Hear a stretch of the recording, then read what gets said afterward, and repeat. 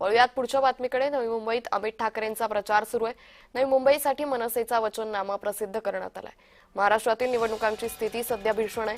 मुख्यमंत्री उमेदवार फोडण्यात मग्न असल्याचा अमित ठाकरे यांनी आरोप केलेला आहे।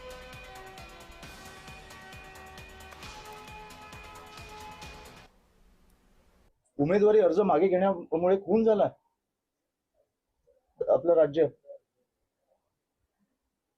कुठे नेतोय आपण? बरं, मुख्यमंत्र्यांना वेळ नाही, मला 2 दिवस मी वेळ मागतोय, मला भेटायला वेळ नाहीये।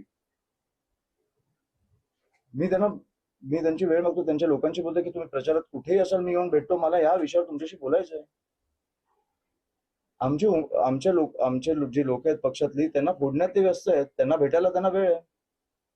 भेटा, पण हा विषय महत्वाचा आहे, ह्याच्यात तुम्ही जरा भेटून काहीतरी कडक कारवाई करणारच की नाही?